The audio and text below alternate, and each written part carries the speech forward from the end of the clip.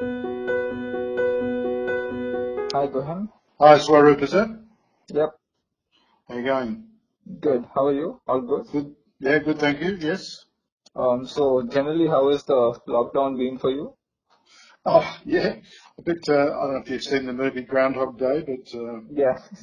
back in the 90s or 80s, whenever it was, it's a bit like that, you know. But we have a very nice situation here in inside Bangalore, and it's 80 acres we have, and we can sort of use the track and things like that. So it's pretty good. Okay. And your extended family back home in Australia, all doing well? Yeah, yeah. Emma's in Perth and she's okay. My son Scott has just finished studying in Amsterdam, so he's actually heading back to Perth next week. So they'll both hopefully soon be back in Perth. I think Scott has to go through some quarantine things in Perth, but yeah, they're all safe, so it makes it a bit easier. Ah, good. So this is going to be an interview with a bit of a difference. I mean, we all spoken to you a bit about Indian hockey the last year or bit. I just wanted to get a sense of, what makes Australian hockey the thing that it is today. So Yes. first I just want to ask you why is Australian hockey like at the top of the world? And it has been at the top of the world for the last 10, 20, 30 years. Yeah, it's a really interesting question to pose because there are lots of us probably involved even who would be who would say that there are countries like um, Germany and Netherlands and Pakistan earlier and India earlier than that. So it probably has been a little bit of Australia's turn in the last 10 years or 20 years. I think there's probably a number of factors, and I think for me, one of the emerging factors in the last 10 years has been country sport. I think that's been a big factor of Australia's success. In Australia, it really is a way of life, playing sport on the weekends with your family, and I think country Australia has probably led the pack. And when you look, for example, at other sports like AFL and NRL, a lot of the elite sports men and women have come from a country background, and that just means they've been brought up outside one of the big cities like Melbourne, Sydney, Brisbane, what have you. So I think that has had a little bit to do with it, and it's going to be interesting as the next 10 years unfolds as to what effect things like the electronic age is going to have, the PS3s and 4s and Xboxes and all those sort of things, and the effect of that is going to have, or is it going to have on country sport in Australia. I know that a lot of the city kids are addicted to them, and of course it's probably only a matter of time before that happens out there as well. So it still remains to be seen. There's lots of things happening at the grassroots level in Australia that is trying to counteract that, but that will be an interesting one. Okay. You mentioned that there's a lot of people involved, but does it make any difference that some a figurehead like Rick Charlesworth probably started this revolution?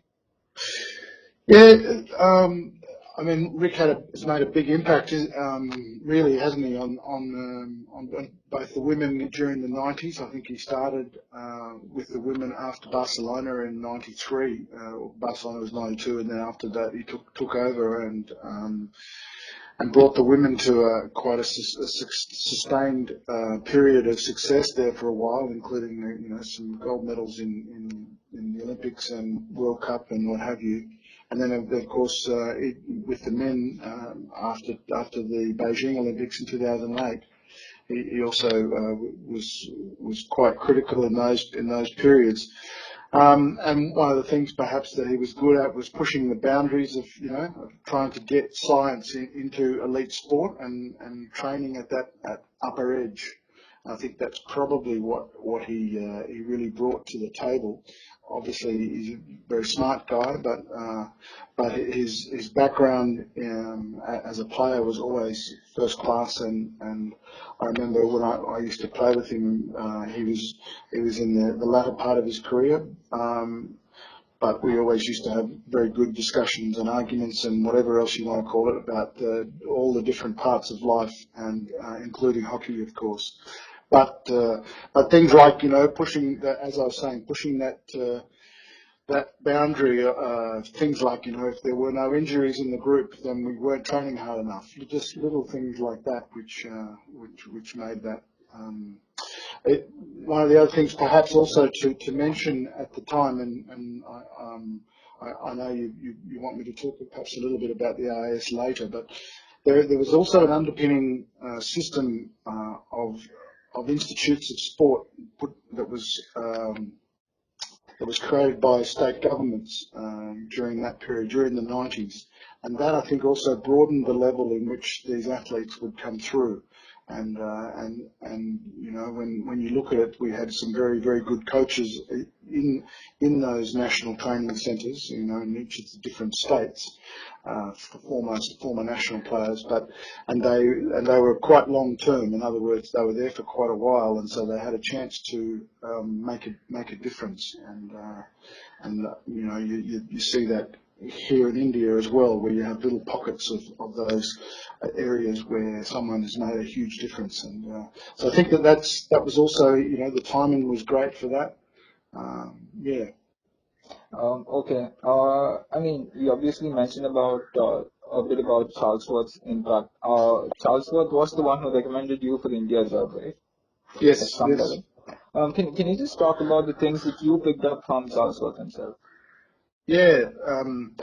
I think with Rick, I mean, there are so many things that it's very hard to tell you in a couple of minutes, but 6 years is a long time to work hand in hand with someone, and you learn a lot, you speak a lot, and we used to laugh a lot as well, and I think that was a really important part of it. But I know one of the things that stuck out for me was that he had a saying that the saying of eternal vigilance is the price of liberty. Well, he used to say not only is it the price of liberty, it's actually the price of life. And so, you have to show vigilance in every part of your life, including your training area, your training regime, and so it was really just trying to instill those things on the players, and trying to make them perhaps better people as well. And that was so it's not just the hockey; it was also really trying to make people or better people out of it all. Things like what you do when no one is watching is what separates a champion from everybody else, and that came from I don't know if you know about the Ring of Gyges, but anything that makes you invisible, I think that came from Plato. Where if you have to pretend that if you are invisible, then you have to say, well, okay, would I try and get away with something that I wouldn't if I was visible? And so there's that thing of when you are training, you have to always assume that you are doing the right thing. Another really interesting one, and this was difficult for me because I spent 15 years in business before I came back to full-time hockey coaching, and in business we talked a lot that clarity is power. So long as you are clear in what you are doing, so long as you're clear and then all those sort of things, then it gives you power. But Rick came at that from a bit of a different perspective, and it was always more that trying to hold your players in the grey is what we used to call it, where it's life is not black and white. Life is not necessarily, and this is the answer and that's not the answer, because the world is full of people and people make decisions, and so the idea is that you really what you're trying to do is to get your players to make better decisions on the field without you. And that's a difficult thing, It's a really difficult thing to teach people, but also to get them to understand that. And so that was really, an interesting one. Things like that there are principles that drive strategy, not rules. So that, and of course, athletes and most people will want rules so that they know what's right and what's wrong and what's this and what's that. Whereas if we talk more about the principle, for example, when you're pressing, if the principle is keeping them on the ball on one side, then really it's then up to the players as to how they best do that, and we can work that out afterwards and talk about it. But it's that principle driven strategy rather than rules. So there are probably some simple things that I learned from Rick. Would it be fair to say that is that one of the reasons why at the top end of world hockey there are a lot of Australian or Oceania coaches? You have Shane McLeod, you have yourself, you have Colin Batch. Mm-hmm. So it is interesting, and of course Neil Hawkwood was in India before that, and Terry Walsh, and there's quite a few. There was also that period of time that the ones that you talk about there, we all came from that similar time frame in the 80s where we were based in Perth at the Australian Institute of Sport. Now, of course, there are lots of other examples since then. Mick McCann was assistant coach in the German system, and a few others also around from that. But yeah, I really I think one of the things that we learnt as we came through was really trying to push yourself in understanding the game and understanding what goes in behind the game. And in the days before video, we used to move salt and pepper shakers around and say, okay, now if you were here and you were there, what should we be doing? And so lots of times after the game would finish, we would sit there and discuss those things. And I think when you grow up in an environment like that, it's a very rich environment to catapult yourself into that coaching area, So that's one thing that sort of sprang to mind.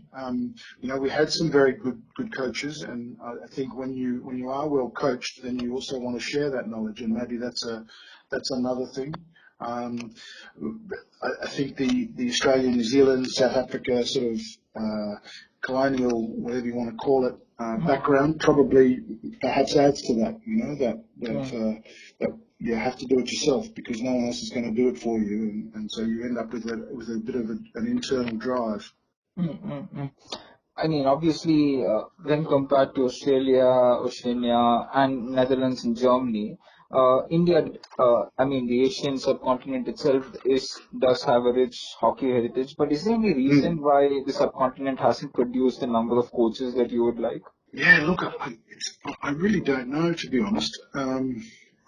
It's something that I think we are now starting, to address here in India. I think there's been some great work done with coaching the coaches, and I think, and I don't know if it's the fact that the guys who finish playing, they have a job already, with whoever it be, one of the larger firms. But I think the areas are there, open. I think it's perhaps we just need to make sure that these guys are constantly being given the opportunity to discuss their tactics and those type of things. Maybe that's a way forward, but certainly coach to coaches is something that Hockey India and also Kilo India now is addressing, and I think watch this space. You've obviously spoken to coaches worldwide, and you've also interacted with Indian coaches. Do you have this sense that Indian coaches themselves feel a bit inferior when compared to coaches from elsewhere? Very hard to comment on that, to be honest. Okay. Yeah. Okay. But what I would say is that there shouldn't be. Okay. Yeah. It's like perhaps they may be, and I you'd have to ask them probably. But okay, India has a very rich history. Let me rephrase the question a bit. Do you sense that maybe they could learn more? Maybe they need to get themselves more attuned with statistics, with video analysis? Yeah, well, I think that's happening.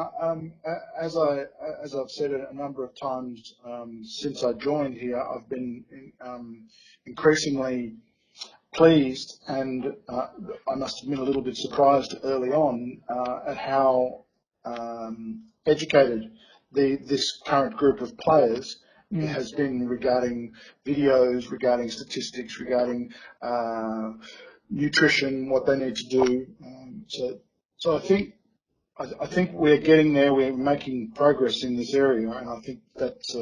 Let's see. Let's hope that for example, we just did the level one training with our current group of players, and I think that's a really important thing, so that some of them will start to understand. Oh, actually, yeah, I actually really enjoy the principles behind coaching, and so I think we have to also give them that opportunity to discover it.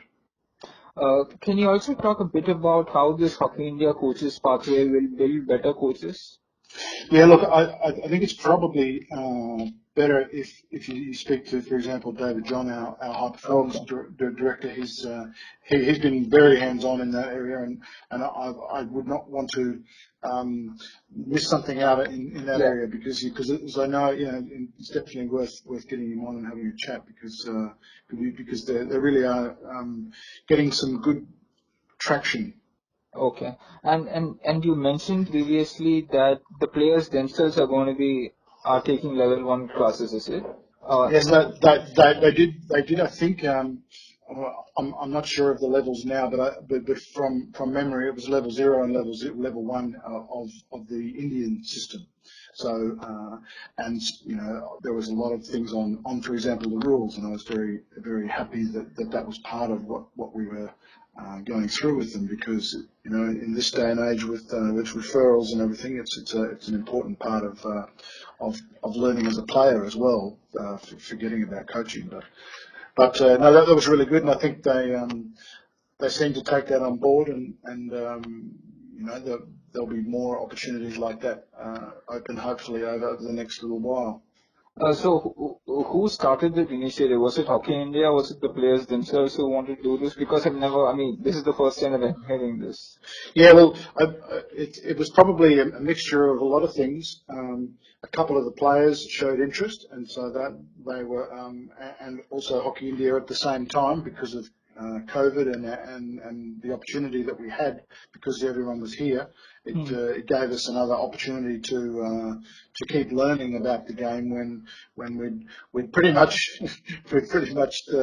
got to the point with the games that we've played in these last 6 months that we'd analysed every single one of them, and we've done all that. So it was actually good timing to bring something a little bit different to the game. So what did the material involve for the players? Did they have to like clear a test to be? Yeah, that's just right. So they were given a PowerPoint presentation that they had to look at. They were given the rule book, which they had to study. Some of them knew it better than the others, but that's the good part about it, is that if you have to study for a test, you end up learning a lot more than if you don't. So yeah, after that they did quite a vigorous test actually, and of course because it's online these days, they're a lot smarter. So we were all we all had to do it, or they all had to do it at the same time, and but they all got different versions of the same test. So the technology allows that type of thing to happen, and it's quite good for them. So you can't ask the person next to me what's the answer, because they have a different question all the time. So it was really good, and to be honest, it was a really good bonding time for the players as well. So did all of them pass the exam? I'm not at liberty to be able to tell you that information. But Okay. it was pretty good. It was a pretty good result by most of them. Okay. So you're saying that the current crop of Indian players could make good coaches in the future? Well, and that's the problem. You never know. Okay. There was that group that we talked about. Hmm. During the 80s of Australia, quite a number of that team. There was Hmm. also David Bell. There was also a number of those players who ended up, becoming coaches. And Dean Evans even now has discovered that he also loves coaching, and that's sort of 25 years later. So I think it's one of those things that you also have to get into a period of your life where you are interested in it, and so you have to. I think the challenge for us in hockey is to try and keep making sure that we challenge people into wanting to get better. Okay. I mean, coming back to the main topic of conversation in Australian hockey and Australian sport, you mentioned that a number of people who enters the hockey system play many sport. I mean, in India, that's not really the case. Is there a drawback because many kids in India don't play many sport before identifying one sport to specialize in? Yeah, I think the jury perhaps is still out. There are lots of studies done where and there's a very good book. I think it's called Range.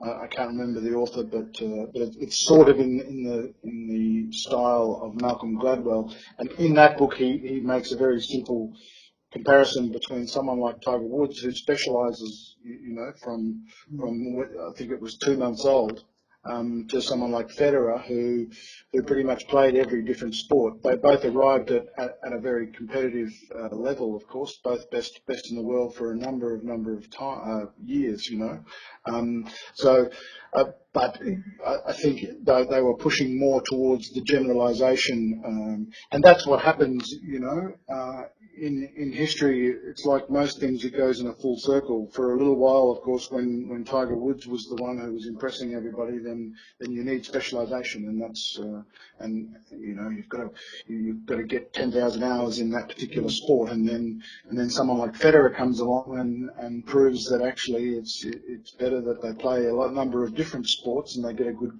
grounding or rounding of their education, and they can then specialise a little bit later in life.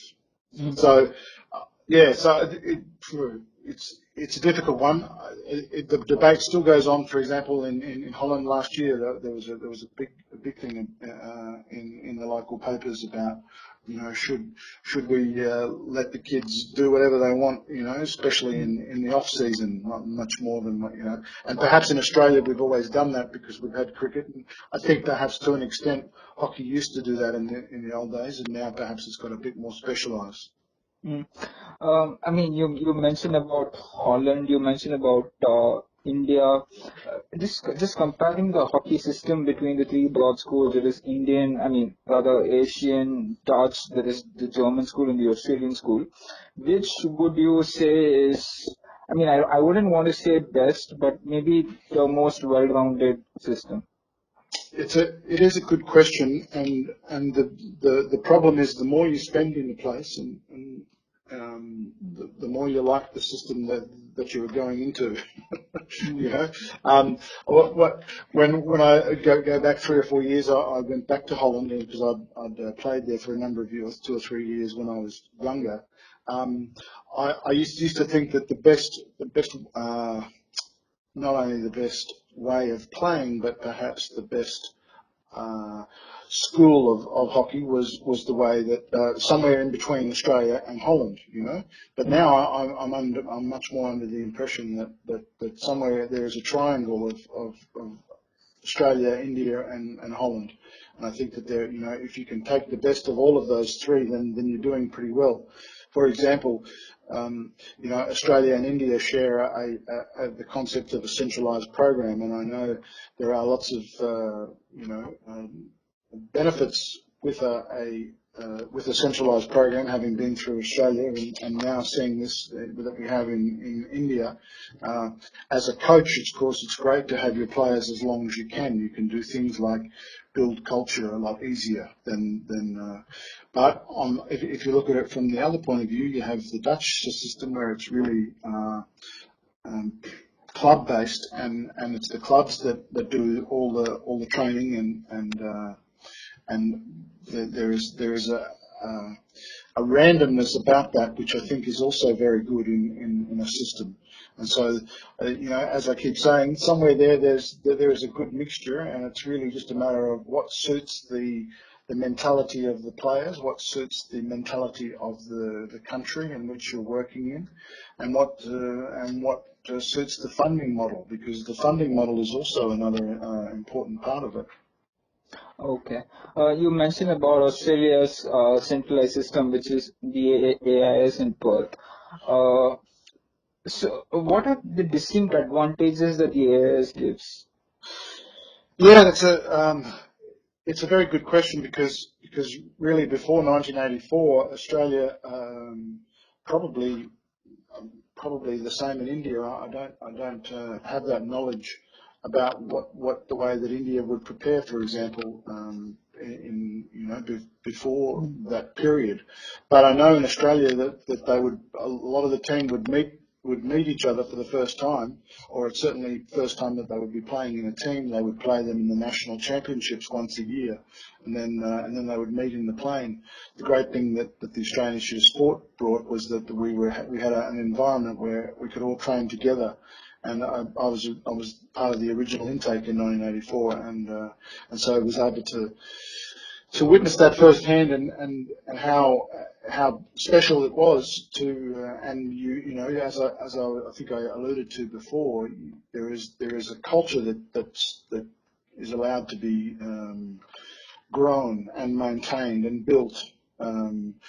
So the Kookaburras now, and you look at the Hockeyroos, and that there is a culture there that is now been able to be built and worked upon and tweaked. And that's the other good thing is that there are different coaches that are in charge of the Institute of Sport over the different years, and each one of them brings a different perspective. They bring a different input into the way that Australia plays, and also the way, the culture and what they want to be known as.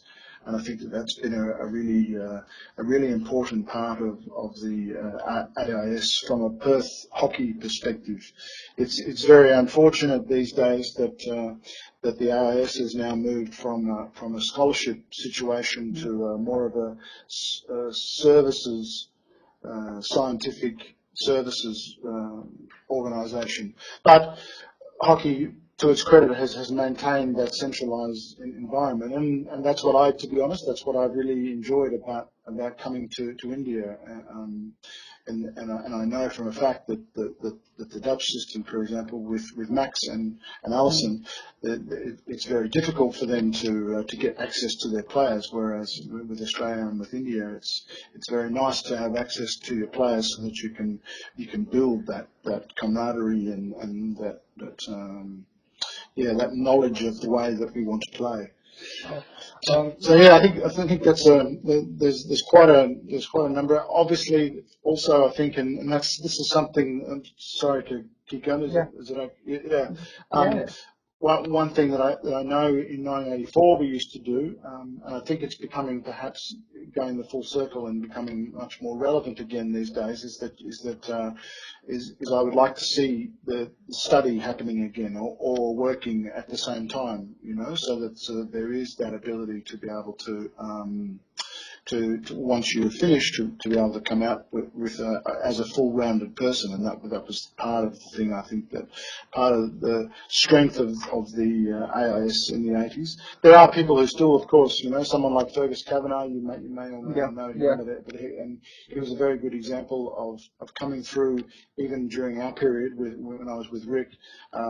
He came out as dux of his university and still been able to play hockey at that high, very high level. So, that's a really good story. But there are also lots of stories where this day and age it's much more difficult to maintain that balance in life, and there are lots of different other pressures that come in. And so, while we just found out in these last few months, your family is such an important part of it all, and that's the great thing, is that hopefully that they can get a chance to go back to their family and back to their jobs at different times.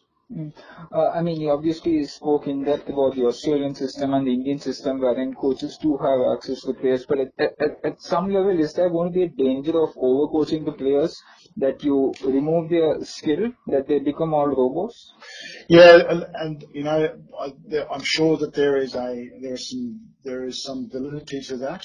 Mm. that as coaches, that's what we want to do. We want to coach and coach and coach, and you can obviously get too far from that. So I think the challenge for us as coaches in a system like we have is to try and maintain that ability for them to have the freedom, and that's what I talk with our players a lot about, is to look at, you need to bring your own game to it. We can talk about what I would prefer you to do in certain circumstances, but I think, as coaches, we need to be aware that they've come from a different backgrounds, and that eclectic mix is what helps someone, for example, like India, play the way that we do. Is that you mix some players from Punjab with some players from the south, and a little bit of Haryana in there, and a bit of Odisha, and all of a sudden you have a different signature of the team.